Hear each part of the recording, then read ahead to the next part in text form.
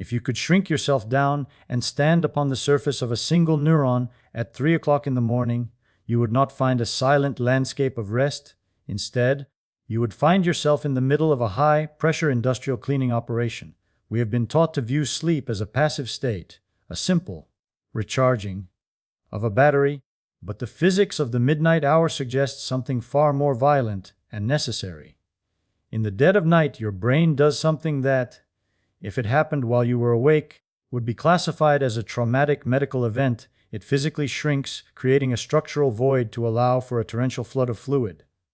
This is not a metaphor. This is the glymphatic system, the brain's private plumbing, performing a high-velocity power wash to prevent the biological equivalent of a nuclear meltdown. To understand why you often wake up at this exact hour, we have to look past the psychology of stress and into the fluid dynamics of the skull, where the laws of pressure and the geometry of space dictate the quality of your consciousness. The problem begins with a fundamental design flaw in the human architecture. Every other organ in your body is serviced by the lymphatic system, a network of vessels that acts as a sewage department, hauling away metabolic waste and toxic byproducts.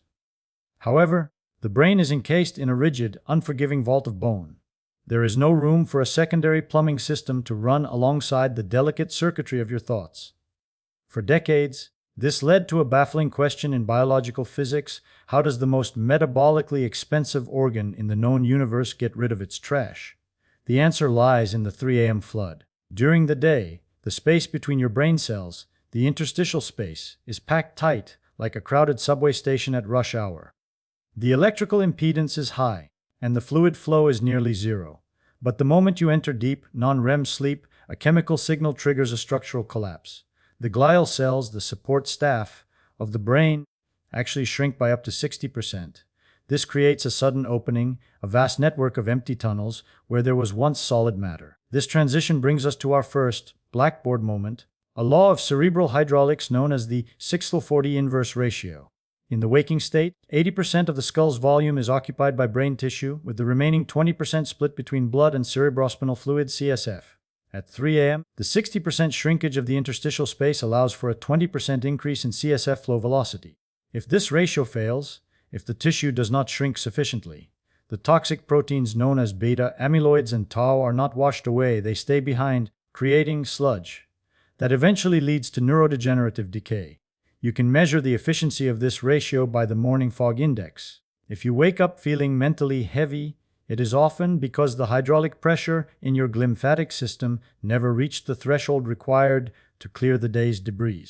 As the glial cells retract, the cerebrospinal fluid, which has been sitting in the ventricles of the brain like water in a reservoir, is suddenly pumped into these new gaps. This is where we see the transition from static biology to fluid dynamics. The fluid doesn't just drift through the brain, it is driven by the rhythmic pulsation of your arteries.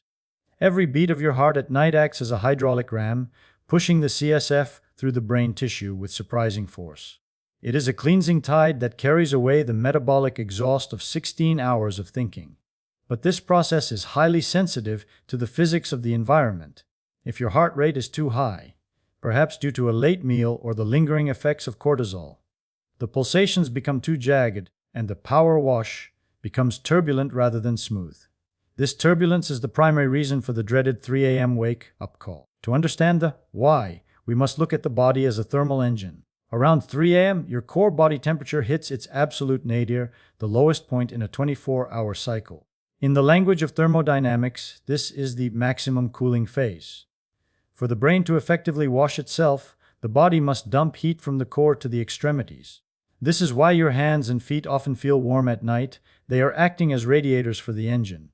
However, if the brain detects that the glymphatic wash is being interrupted by a spike in blood glucose or a surge in adrenaline, it faces a crisis. It cannot complete the cleaning cycle while the system is running hot. The brain is forced to abort the deep sleep state to reset the thermal parameters, snapping you into a state of hyper-vigilance. This leads us to the second blackboard moment, the 3-degree thermal threshold. For the glymphatic system to achieve maximum flow, the brain's temperature must drop by approximately 1.5 to 2 degrees Celsius relative to its waking state. If your bedroom environment or your internal metabolic state prevents this drop, the brain's thermostat. The hypothalamus triggers a survival response. At 3 a.m., your body is at its most vulnerable.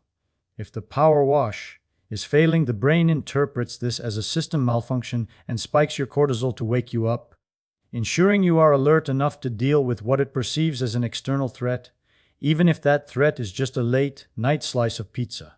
Once you are awake at this hour, you are trapped in a unique chemical electric storm. Because you have been yanked out of the cleaning cycle, your prefrontal cortex, the part of the brain responsible for logic and long-term planning, is still offline, covered in the very metabolic sludge the wash was supposed to remove. Meanwhile, the amygdala, your emotional alarm system, is fully powered by the emergency cortisol spike. This is why 3 a.m. thoughts are always catastrophic. You are attempting to solve life's problems with a dirty processor. You aren't actually worried about your mortgage or your career. You are experiencing the sensation of a stalled hydraulic pump. The gravity of your problems at this hour is simply a reflection of the fluid pressure in your cranium. To navigate back to sleep, we must understand the mechanical leverage of the breath and its effect on the skull's internal pressure. Most people, when they wake up at 3 a.m., begin to take shallow, rapid breaths. In terms of physics, this is a disaster. It increases the CO2 concentration in the blood, which causes the blood vessels in the brain to dilate, further increasing the pressure inside the bone vault and choking out the last remnants of the cleaning fluid. To restart the wash, you must use the negative pressure hack. By extending your exhalation, you create a vacuum-like effect in the thoracic cavity that pulls the cerebrospinal fluid back down toward the spinal cord, allowing fresh fluid to cycle through the brain. Consider this blackboard moment. The 4-7-8 pressure reset. Inhaling for 4 seconds increases arterial pressure, but exhaling for 8 seconds creates a prolonged period of negative intrathoracic pressure. This acts as a manual suction for the glymphatic system.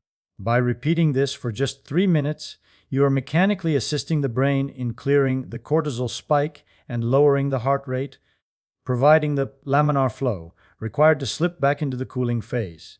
As the cleaning cycle resumes, we see the true genius of the brain's engineering. This isn't just about removing trash, it's about the conservation of information. Throughout the day, your neurons form trillions of connections. Without the 3 a.m. power wash, these connections become noisy.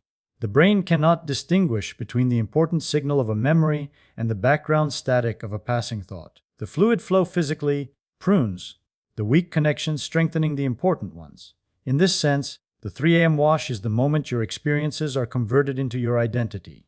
You are not the same person who went to sleep. You are a refined, filtered version of that person, with the static drained away into the night. The final phase of this midnight operation involves the alignment of your internal clocks with the rotation of the Earth itself. Every cell in your body contains a molecular clock, a tiny protein-based oscillator that keeps time by rising and falling in concentration. At 3 a.m., these billions of clocks are meant to be in perfect phase. When you wake up, it is often a sign of phase dysynchrony. Your liver clock might be at 1 a.m. because of a late meal, while your brain clock is at 3 a.m. This creates internal friction, a biological grinding of gears that generates heat and wakes the system. This brings us to our final blackboard moment, the 90-minute phase lock. Human sleep cycles in 90-minute waves. However, the glymphatic wash requires 2 consecutive, low-flow cycles to reach the deepest crevices of the brain. If you interrupt the system 45 minutes into a cycle, you leave the industrial solvent, the CSF, trapped in the tissue. This results in sleep drunkenness, where the fluid has not yet been drained back into the venous system. To avoid this, your body's internal timing must be anchored to the first light of the previous morning, a 12-hour delayed fuse that dictates when the 3 a.m. wash will begin.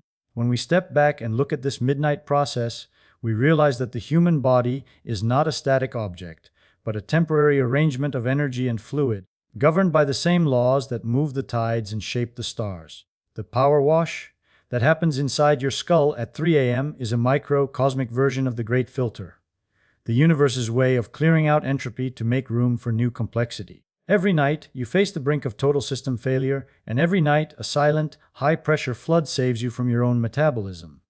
The 3 a.m. wake-up call is not a curse. It is a dashboard light flashing on a complex machine. It is your body telling you that the physics of your internal environment are slightly out of alignment with the requirements of the cleaning cycle. By understanding the hydraulics of the wash, the thermodynamics of the cooling phase, and the electrical timing of the molecular clocks, you stop being a victim of your insomnia and start being the lead engineer of your own biology.